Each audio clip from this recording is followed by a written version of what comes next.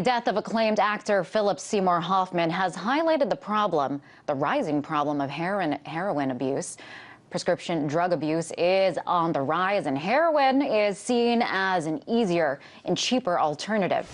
In the U.S., most of the heroin on this black market makes its way from Mexico, so it's a rising problem on the border. But heroin trafficking is also on the rise in Afghanistan. It was the topic of discussion today in a hearing on counter-narcotics operations in Afghanistan. Here is Aaron Logan from the Office of the Undersecretary of Defense describing the threat of Afghan heroin in the United States. With the governor of Vermont issuing a State of the State speech focused entirely on Vermont's exploding heroin and opiate problem. We have to realize and be vigilant that there is a possibility that Afghan-produced heroin will become more available across the United States. Well, the U.S. has spent billions of dollars in battling drugs in Afghanistan, but have there been any real results? To discuss, I'm joined now by Anthony Cordesman, the Arlie A. Burke Chair in Strategy at the Center for Strategic and International Studies. Welcome, Anthony. So the U.S. is getting ready to get out of Afghanistan, but we've seen a surge in violence lately. Much of it can be attributed to the opium industry. Can you elaborate on how drugs are fueling the unrest? Well, if you mean unrest in Afghanistan, it's very unclear that this is a primary cause. What you have had is, as ISAF, that's the forces that are the allied forces, pull back, you have seen an uptake in Taliban activity against the Afghan forces. What you did see in the UN survey is that there's been a 50% increase in production in opium this year. And you've expanded the area under cultivation by nearly a third. Now, to the extent that there is always tension between the Afghan drug lords and power brokers, that kind of violence sort of goes on a steady level. But when you look at the actual farming of opium and the production of opium, getting it out of the farm gate, out of provinces like Helmand, that's not really a major cause of violence in the region. Okay, but you mentioned a 50% increase in the production of opium. We've spent billions of dollars on fighting this and putting an end to this.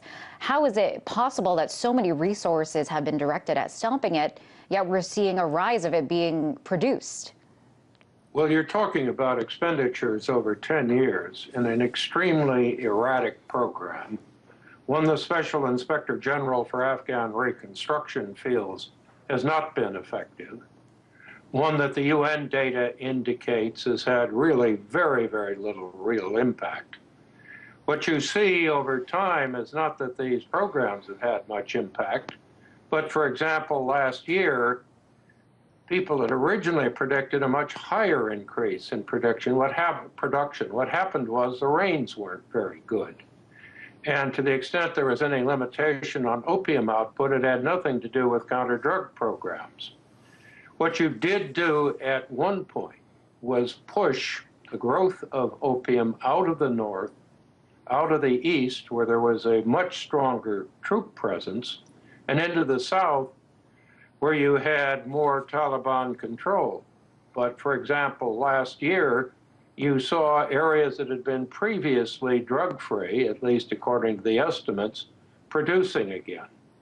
And as you see more and more troops pulled out of Afghanistan, and what, to be blunt, is a very corrupt police force be the only real barrier, you're almost certain to see a lot of those areas which were supposedly giving up drug production take up drug production again. You had called it an erratic program, and it's an erratic program, to use your words, that has been an expensive program. Does that mean, should we keep funneling money into something that hasn't really seen results, or does the approach need to change? Well, it's too late to change anything. You aren't going to have anybody there to make the program work. You do not have a police force which is capable of honestly really affecting the drug crop. You're going to be pulling aid workers and aid money out of the area. because of the vulnerability that Afghan farmers have to the rains, which can be extremely erratic, opium is still one of the most attractive crops to virtually any farmer. You watched a lot of the road system deteriorate over the last 2 years, and opium's easy to move. It's an area where farmers can get advanced loans, which they can't on normal commercial crops. So to be honest, the idea that you're going to have honest, meaningful eradication is simply not going to happen. And efforts to find substitute crops and persuade farmers to move into areas like wheat, while they've had some success in some areas, haven't worked in Helmand or the main drug-producing areas. And since we're going to have the aid workers out, the police advisors largely out, and military advisors largely out by the end of this year, and Afghans are going to have much less aid, you can pretty well predict what's going to happen to narcotics production. Yeah, it sounds like as long as there's an incentive to create that crop, that it's going to keep happening. We don't have that much time, but I want to ask you, we're seeing all these outside resources directing to stopping this program. Do you think that change, if it's going to happen, it's going to happen within Afghanistan itself? It's going to happen within Afghanistan, and virtually every political, security, and economic force is going to push the Afghans back toward more drug production as soon as ISAF forces leave at the end of this year. Very interesting what's happening over there, and appreciate you, sir, weighing in on it. That was Anthony Cordesman, the Arlie A. Burke Chair in Strategy at the Center for Strategic and International Studies.